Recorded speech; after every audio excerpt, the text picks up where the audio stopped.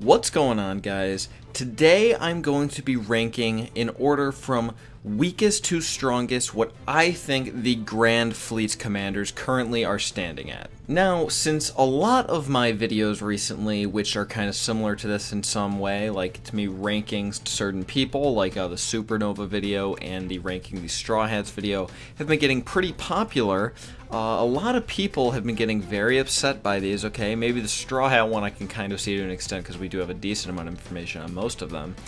But like I tried to disclaim in the Supernova one, when I talk about these kind of things, we do not know that much about these people. So I don't really, I mean, if we don't completely agree on something, I don't know what to tell you. There's no reason to get upset, you know? I'm just going to be ranking them based on what we've seen so far and how I have interpreted the story. So with that being said, if you disagree, just chill out, okay? Take this video for what it's worth. Here is what I think about them. So at the bottom of the list, I have Lumbus, alright? I don't think that so many people would be surprised by this one. We didn't really see him do almost anything.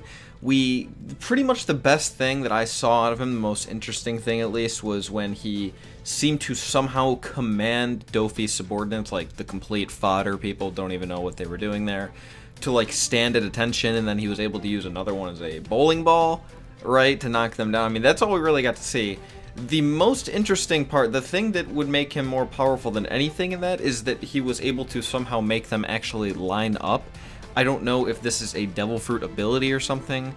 If it was, that could potentially be overpowered, I guess, but I think it was more supposed to be just like funny, like he's just a really good captain, I guess, and when he commands someone, he was an admiral, right? Admiral or Lumbus, right? So yeah, he's maybe just really good at commanding people, I suppose, and they felt obligated to stand at attention. I don't know. I think that's what was going on there. I don't think that would really work on anyone that actually matters, of course. So that's all we really saw from him, and anything else wasn't really important. So I think it's pretty fair to put him at the bottom. Alright, and next at number 6, I'm sure a lot of people are going to be upset with this one, okay? But I really think it's pretty fair. I'm going to go with Hyrudin. Alright, I'm thinking a lot of people are thinking, at the very least, if he wasn't the first person, that Leo should have been at this spot, but I don't think we really saw anything that impressive from Hyrudin, right? I mean, for one thing, something that has clearly become a theme in One Piece is being a giant does not give you any real advantage, okay? If anything, it seems to just make you a bigger target. There were exceptions to this, like earlier in the series when, you know, the crew and whatnot was not as powerful as they are now, and they had to deal with Gecko Moria's ginormous beast. But that wasn't even that overwhelming. I mean, as much as I'm seeing at this point, being bigger just makes you a bigger target, right?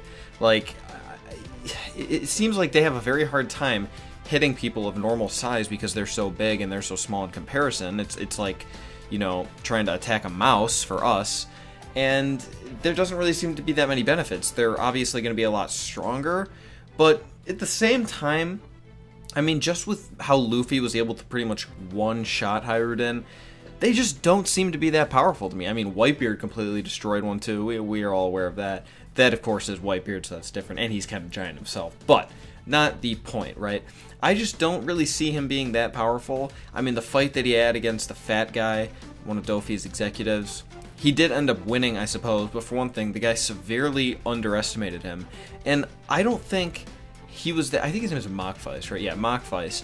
He severely underestimated him, and then he wasn't even that strong to begin with. Like, his Devil Fruit was stupid. It should be easy to evade. It shouldn't be something you really get caught up on.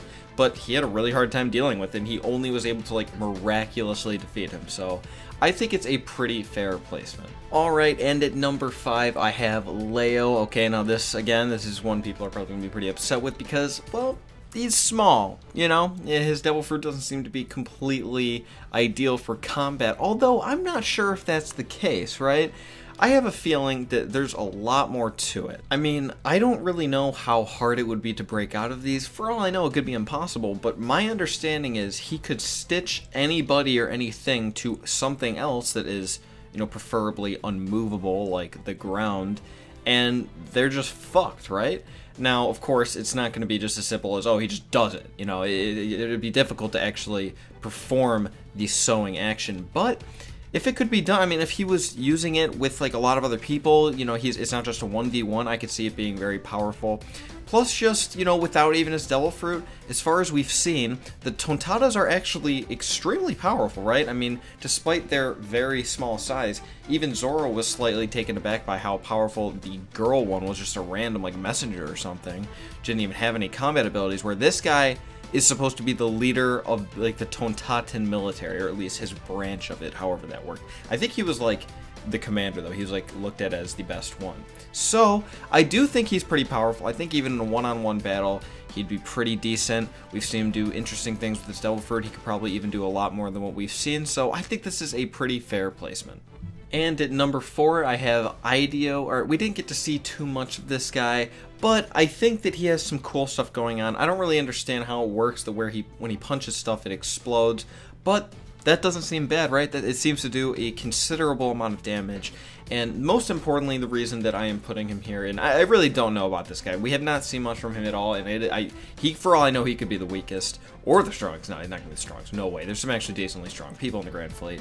But I put him here because he didn't really, you know, even come close to beating Luffy, of course, but he was able to go toe-to-toe with him. He was able to let Luffy acknowledge his abilities in some way, shape, or form when they were fighting in the Coliseum.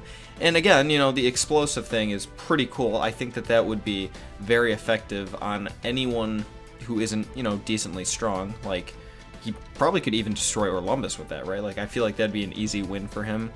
I think he's pretty decent. He probably has at least like one Haki or something. Maybe not. I don't really know how rare that is because they're so bad at actually showing us when people are using observation Haki. But I could see him being close to that point at the very least. And yeah, I think that he's actually decently strong. Alright, and coming in at number 3, okay, these top 3 I think are significantly stronger than the rest. I think that they're the ones that are really where the debate matters. For number 3, I have Sai. Okay, I don't know what a lot of people think on this. I think this is a good placement, though.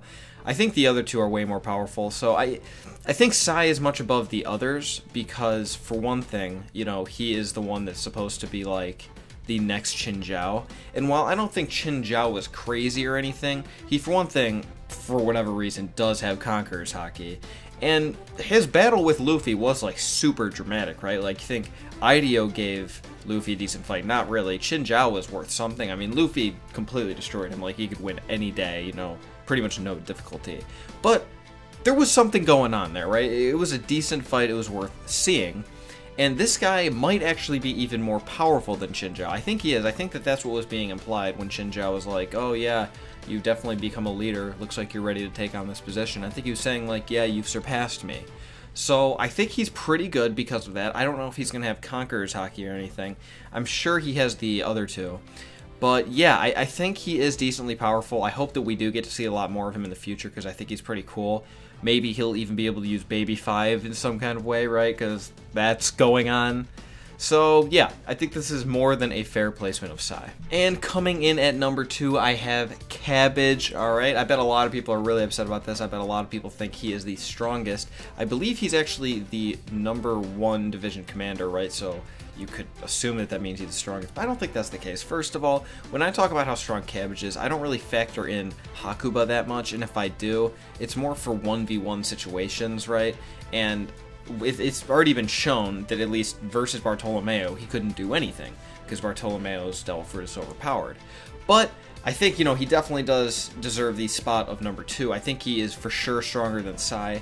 I mean, I think he's actually able to compete with Luffy to some extent. Like, it's not like Luffy would ever have any trouble beating him, but he would give a really good fight. I think better than Chinjiao for sure. He was a, like, I think he actually was classified as a supernova, just not of the same generation as Luffy. He has almost a 300 million bounty. I mean, he was like the number 1 guy. He was the pirate everyone was talking about until the worst generation came along. So I think he's definitely super powerful. And even to some extent, he can use like hybrid Hakuba like I talked in the Cabbage versus Brook video. So yeah, I think he is super powerful. I think there's only one person in the Grand Fleet that is stronger than him. And last but definitely not least, at number 1, we have Bartolomeo. Alright, he is the 2nd division commander, I think is what they're calling or whatever, right? I think he's number 2. Doesn't make a difference though. I think he is the strongest because, really just because of his Devil Fruit. I mean, it's very rare that I even give Devil Fruits that much credit. Like, I think it's been shown a lot in One Piece that the biggest deciding factor in a 1v1 battle, at the very least, is how strong somebody's haki is. It seems like that's the most important factor. And even some of the most overpowered devil fruits, I think, barely trump strong haki. And then, like, if you're facing, like, Shanks or something, who we believe is just a pure haki user, completely ridiculously high-powered haki, I mean, he could probably overpower almost any devil fruit with that alone. But this one's insane, right? And I'm not saying it's better than, like, the light fruit or even the lightning fruit. Laws, it's probably about on par with Luffy's, not as good as Doffy's, but it is super crazy and it's amazingly defensive, right? Like, I don't know how this guy could ever die. How could he ever... He might not be able to win a battle, although I still think he does have a lot of offensive ability, but it seems almost impossible for him to lose one. Sure, of course, Law would completely counter him, which is interesting, I guess, but that's a very specific situation, right? Someone who doesn't have some kind of teleporting or something of that sort, for all we know, he's pretty much indestructible. I don't think there's any amount of damage that his barrier can't take, right? As far as we've seen, it's never been shattered or anything, so it could theoretically be invincible. So that definitely speaks for his defensive abilities, and for his offensive, we've seen him use his barrier in creative ways. I mean, you have to consider this thing is unbreakable, right? So he can just push this thing around, use it as just like a weapon, an unbreakable weapon. It's hard to deal with. He's able to make shapes out of it. It's kind of like being in a Capone's body where he just controls the entire environment. Not quite to that extent, but I guess you could also say it's kind of like just having an awakened devil fruit where you can just, you know, bend your whatever, your paramecia, I guess. You can just like bend it to your will, kind of like Avatar: The Last Airbender, except his is a barrier and it's like super hard, I would guess, because it's indestructible. So yeah, I think he has some offensive abilities too. He might even be able to like trap people in there. Maybe he could like suffocate them or something. That would be interesting. So yeah, that is my ranking of the Straw Hat Grand Fleet, at least as of now. Hopefully we'll see them in a later arc, like play a huge role or something. I'm sure we will, right? Probably way later, but I'm sure we'll see them eventually. Hopefully I will be more correct on this at that time. We'll have a lot more information on them. Hopefully I didn't piss off too many people who have strong opinions against mine, but I mean, whatever, right? You know, again, we don't have that much information. It's just my opinion based on what we've seen. There's a lot of speculation here. Can't really make any concrete answer. If you enjoyed this video, remember to give it a thumbs up and subscribe if you haven't already. Remember to leave me a comment letting me know what you think. Give me your list, which way you would rank these people. Let me know what you thought about mine, ideas for future videos, different versus battles, different theories, all that good stuff, the usual. Make sure to turn my notifications on so you know when I am live streaming, okay? I'm probably actually going up tonight. Today is Sunday, so I'm probably gonna go up at around between 5 and 7 p.m. EST, alright? So yeah, I do look forward to that. Make sure to also follow me on Twitter. I've been getting a little bit bigger of a Twitter following, having a lot of fun stuff go down there. I make all these polls all the time for different videos people would like to see and whatnot, different ideas I have. Get their opinion. You know, you can vote yes or no or whatever the poll's about.